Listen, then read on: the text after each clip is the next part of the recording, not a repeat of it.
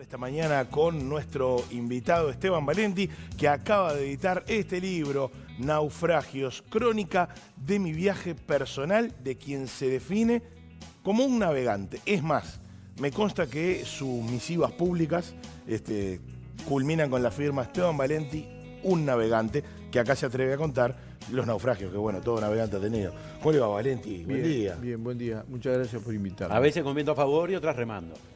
Sí. Puede parecer un mensaje negativo, un mensaje pesimista, pero no lo es, porque para seguir navegando en la vida hay que animarse a la intemperie muchas veces y en condiciones muy diversas. A mí no me gusta mucho navegar, para nada, en el sentido, porque, a ver, yo empecé a los 8 meses, cruzando el Atlántico en 28 días, en un barco que la aviación nazi hundió en La Spezia, fue reflotado y me trajeron de Génova a Buenos Aires en 28 días, en una cacharra. Pero después, además, me duró durante 4 años, estuve cruzando gente, yo solo no, ni mucho menos, entre Buenos Aires y Uruguay durante la dictadura, en una cosa que parecía el barco de Popeye, ese barquito.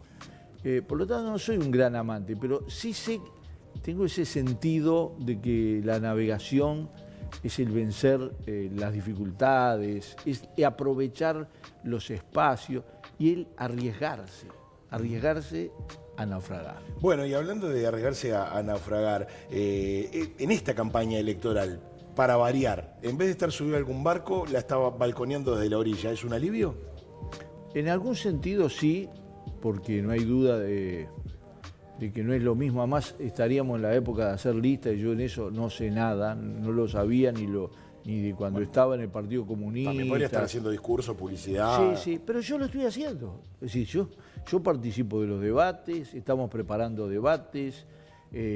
Además, creo que hay tal pobreza de ideas y hay tal espacio restringido a plantear las cosas, porque cada uno tiene más miedo de perder que de ganar. Eso creo que es más notorio que nunca, que hay cosas que no se tratan en el debate, que yo estoy muy cómodo. Yo puedo hablar de todos los problemas de fondo sin tener que andar pensando despiadadamente a ver qué es lo que me va a dar voto o no me va a dar votos. Y eso a mí me da una... en las columnas, en los debates radiales, etcétera, me da una cierta tranquilidad. Ahora, me duele, eso sí, porque lo veo, no sé cuántos, eso solo las elecciones lo pueden decir, que había mucha gente, o había gente entusiasmada, gente que veía otra perspectiva. A ver, que después de un naufragio, porque no es que yo salté de un barco a plenas velas a otro, no, había que construir el barco, ¿no? Es como la frase de Saint-Exupéry: cuando quieras convocar a alguien a navegar, no juntes madera, muéstrale el horizonte. Bueno, estábamos tratando de construir un horizonte, que no es fácil. Ustedes estaban hablando del tema del marxismo, ¿no? Bueno, sí, a partir de aquella acusación en medio del debate entre Sanguinetti y Tabaré Vázquez del año 94... Sí. Aquella frase, usted es un marxista. No, a ver, el que se hubiera enojado más de todos los seres humanos de que le dijeran marxista es Marx. Y lo hizo explícitamente. Él dijo, yo no soy marxista, no existe el marxismo. Lo dijo en 2 oportunidades de manera explícita, porque además él tenía una visión del mundo que no era precisamente encajonable en un personaje histórico. Ahora, hoy por hoy... ¿Te parece interesante el debate que se puede dar entre Andrade y Talvi, teniendo en cuenta que uno representa una escuela económica determinada y otro otra? ¿Te parece que puede ser interesante, que puede aportar? ¿Te parece que a mí no me gustan los debates? Me da la sensación que te gusta más debatir vos que ver a otros, pero te pregunto concretamente... Me interesaría, sí, me interesa. Yo siempre digo que lo que uno elige es un presidente y no un buen debatidor, ¿no? Y eso a veces se confunde, pero es parte del juego. Ahora, creo que los dos buscan ocupar un espacio político que les va a venir bien ese debate, cada uno en su espacio. Uno liderando la alternativa al Frente Amplio, que es Talvi, que está creciendo, notoriamente está creciendo, es uno de los que más está creciendo, y Andrade, que disputa su espacio, que es que el Partido Comunista, que llegó a tener el 10% del electorado nacional, salga de ese 2,5% y ocupa un espacio diferente, ¿no? Yo no creo que tenga expectativas más que eso, pero está bien. Y además son buenos, digamos... Polemistas. Son buenos polemistas. Yo he discutido, no con Talvi, que digamos, lo he escuchado, pero he discutido con Andrade, son buenos polemistas. Vamos a ver todos con atención, sobre todo porque nos hemos desacostumbrado, ¿no? Claro, Valenti, ¿cómo mira la irrupción de algunos actores outsiders de la política tradicional o de la forma de hacer política tradicional que están, bueno, alborotando el avispero de algunas internas? A ver, ayer, no hace 7 días, ayer me llamó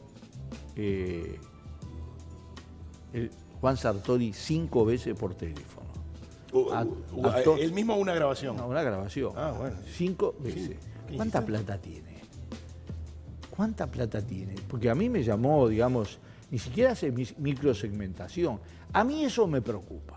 ¿Querés que te diga? Es decir, cuando la plata en la política ocupa un espacio, no importa eso de que la pongo yo, porque en última instancia esa afirmación ya es una afirmación ofensiva. Es decir, entonces, ¿qué? Tenés que tener mucha plata para ser político. Ese es el mecanismo.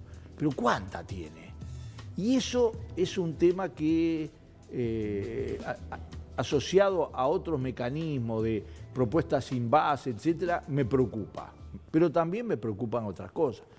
Talvi no es un outsider, vamos a tenernos claros. No lo es.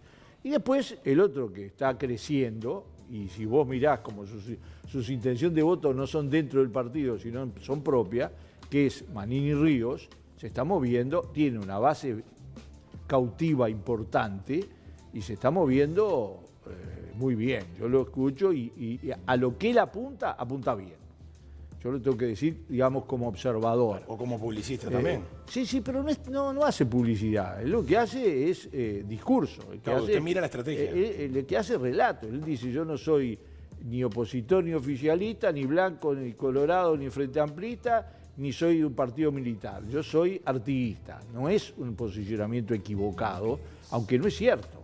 ¿Ah? Está claro, porque si hay algo que cuando uno defiende ciertas ideas, no hay país de América Latina y hay pocos países en el mundo que tengan una construcción nacional tan basada en dos conceptos. En un concepto político y no georracial o geoétnico, como es el Uruguay, que no lo tenía, y ideológico, que es Artigas.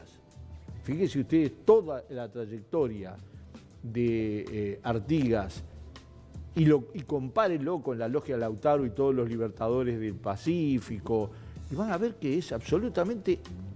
no hay nadie que se le pueda comparar. Y el Uruguay tiene un vacío que es desde ese Artigas que va al exilio, el Artigas de esas ideas que no pudieron poner en el mausoleo los militares dictadores, hasta que se retoman algunas de esas ideas. Y además, ideas que eran profundamente revolucionarias. Piensen solo una cosa, ¿de dónde las tomó? Porque no es que era un intelectual. Las tomó de la Revolución Americana y de la Revolución Francesa. Y eso, a ver, le da un significado extraordinario. Esteban, de todos los naufragios seguramente abordás en... Qué contradicción, ¿no? Abordar un naufragio. Sí, no, pero... Bueno. Abordás en tu libro. ¿Cuál ha sido el que más te costó recuperarte o tal vez no te hayas recuperado? No me he recuperado. En realidad el título es porque mi vida política... el libro cuenta 2 etapas de mi vida. Hasta que tenía control mis padres, o lo que no sé, la providencia, que fue muy difícil, muy dura. Piensen que yo los 6 años de escuela los hice en 11 escuelas. Mi vida en la Argentina, mi relación con el peronismo cuando tenía 7 y 8 años, con los bombardeos de Plaza de Mayo y el golpe de Estado, todo ese periodo hasta que descubrí el Uruguay, hasta que vine a vivir el Uruguay y decidí que el Uruguay era mi tierra, ¿no? Porque además cuando uno emigra siempre tiene ese problema, nunca encuentra definitivamente. Desde los 12 años hacia adelante, que yo tomé control de mi vida, empecé a trabajar, después formé una familia, después y me afilié al Partido Comunista. Dentro de 2 días, el 13 de junio se cumple un periodo que terminó en el 90, pero estamos hablando del 62. Entonces, en ese periodo, el naufragio de mi vida, el que marca y lo sigue marcando, fue un proyecto de revolución. Fue un proyecto de un cambio radical. Fue un proyecto de la idea de que las revoluciones no son un momento particular, insólito, ni es culpa de las revoluciones. ¿Y es un fracaso que no se haya dado la revolución o la sociedad eligió otro camino? No, se dio la revolución en muchos países del mundo y fracasó en la mayoría de ellos. Es decir, la caída de ese proyecto histórico en la URSS, en los países socialistas, en Cuba, en cierta medida en todos lados, para mí es el naufragio más grande de mi vida. Por eso le puse naufragio, porque lo he sufrido de manera... No es un libro de relato político. No cuento el naufragio por sus causas. He escrito tanto que podría ser un libro específico. Es un cuento sobre las vicisitudes humanas, mi viaje personal a través de las navegaciones y los naufragios. ¿Y te preguntás por qué sucedió lo que sucedió o exponés los hechos? No, en este caso expongo los hechos, lo he expuesto muchas veces y también está planteado aquí, ¿no? No es que, digamos, está excluido. Pero cuento cosas que no he contado en otros lados, por lo menos de manera escrita. ¿Como por ejemplo? Por ejemplo, todo el aparato en la Argentina, por ejemplo, algunos entretelones de las campañas electorales, por ejemplo, mi salida del Partido Comunista, por ejemplo, algunas cosas que me siguen doliendo. Yo me hago el desentendido, pero me siguen doliendo porque son los naufragios de las miserias humanas. Como me acusaste de tener diamantes cuando me fui, pero durante años que estuve financiando buena parte de la propaganda del Partido Comunista de mi bolsillo, no te preocupaba si eran diamantes o carbones. Y eso, que además es falso, desgraciadamente no hay certificado de no tener diamantes, pero es falso porque nadie lo probó. Y hay una prueba irrefutable, 30 años trabajando después de que me dijeron eso, te das cuenta que... Digo, no. Quienes vivimos durante la dictadura de la salida democrática siempre se decía en toda reunión, no, Valenti se llevó los diamantes para Italia, ¿no? Eso era una, como una leyenda urbana. Para Italia no, la idea no era esa. La idea era que como yo era responsable de la brigada uruguaya, que lo relato con todos los elementos, en Angola, y en Angola había diamantes, no es que me llevé los diamantes acá, que ¿de dónde los vas a sacar? ¿Quién los tenía? Claro. No, esa era la cosa. Pero el tema de la KGB, es decir, yo le debo mi vida a la KGB, sí señor, y lo reconozco. Si no hubiera hecho el curso de entrenamiento de la KGB para la vida clandestina, para detectar seguimientos, etcétera, no estaría vivo. ¿Qué aprendió ahí en el seno de la KGB? Sobre todo, fueron 4 meses, sobre todo, aprendí de todo, ¿no? También hice prácticas militares, etcétera, pero eso fue accesorio porque yo nací con un fierro en la mano. ¿Tuvo que intervenir en algún operativo o con alguna de las tácticas aprendidas? Sí, le debo la vida. Ahí está en el libro. Yo terminé los tiros en el pleno centro de Buenos Aires. ¿Año? En la Plaza Libertad, año 1978, a los tiros. ¿Ah? Y si no, estaría muerto. Pero lo más importante no era saber tirar o no saber tirar, era detectar los seguimientos sin que los otros se dieran cuenta, o cuando vos eligieras el momento. ¿Ah? Y eso lo aprendí y son lo mejor que he visto en mi vida. Bueno, seguridad, comunicaciones, bueno, todas esas cosas están. El periodismo, ¿de dónde empecé? Todo el mundo cree que yo soy universitario, yo soy obrero del vidrio. Pero yo soy un obrero particular porque mi familia era noble en Italia, vinieron por otras razones. ¿Sabes? Eran nobles sicilianos. Mi abuelo era un noble siciliano que murió 4 días antes que yo naciera, un 8 de marzo, yo nací el 12. Pero yo después, mi vida, hasta que tengo, digamos, hasta que me fui del exilio, digamos, hasta que me fui a la Argentina, que no me fui exiliado, porque fui a cargo de un aparato político-militar del Partido Comunista, todo eso lo relato como los viajes y los naufragios. En algunos casos lo tengo que seguir el hilo, porque yo en la Argentina naufragué por el hecho que me tuve que ir. Por último, el último naufragio del libro, quizá el más cerca cronológicamente, ¿es el fallido proyecto de la alternativa? Sí, sí. Lo presentamos hoy. Sí, vamos a aprovechar Lo presentamos hoy en Puro Verso. En Puro Verso, en Cuareim y 18 de julio. Con Emiliano Cotelo, con Juan Grompone y Fernando Olivari. 19 horas. 19 horas. Efectivamente, incluso está presente, porque lo había escrito, tenía otro final el libro. Me imagino. Y efectivamente me había jugado. Los errores, los naufragios no siempre son producto de... La mayoría de las veces no es el viento y los huracanes, son los errores. ¿Y qué le quedó de ese naufragio? Y bueno, me quedó poco. La verdad que muy poco. ¿Navegantes? Mi error... No, nosotros seguimos trabajando, yo le iba a preguntar eso, seguimos sí. reuniendo. ¿Pero van a apoyar alguna candidatura? Yo creo que vamos a dar libertad para que cada uno, digamos, decida su voto. Yo sé lo que voy a hacer, ¿no? Es decir, y ya lo estoy haciendo, escribiendo, etcétera. Pero, a ver, comparado con los naufragios producto de la furia de los elementos históricos que yo viví, con la caída del muro de Berlín arriba mío y yo era dirigente y yo era del Partido Comunista y tenía una responsabilidad. Comparado con esto, ¿qué quieres que te diga? ¿Qué crees que va a pasar en octubre? Creo que van a ganar los que está previsto que ganen. Puede haber sorpresas de todas maneras.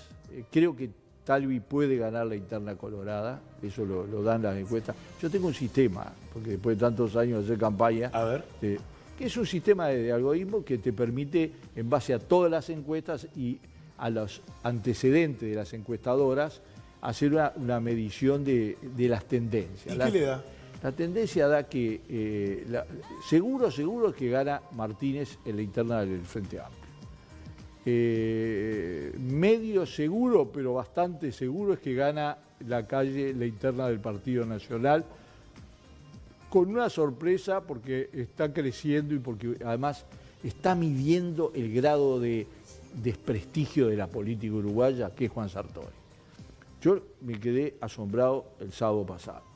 Caminé toda la Rambla con Selva y vimos 3 banderas. En todos los edificios de la Rambla. 3 banderas y 5 coches con una caravana que estaba por partir de General Manini Ríos. No es un panorama. Hoy leo en la prensa, ustedes lo leyeron, que el 37% de los uruguayos no sabe que hay elecciones dentro de 2 semanas y media. O sabe que hay elecciones, pero no sabe la fecha. Bueno, casi nada. ¿Qué te parece? En Uruguay, el país más politizado de América Latina. Esteban Valenti, muchas gracias, felicitaciones por la edición de Naufragios, crónica de mi viaje personal de Editorial Sudamericana, y gracias por estos minutos de charla Mundial Uruguay.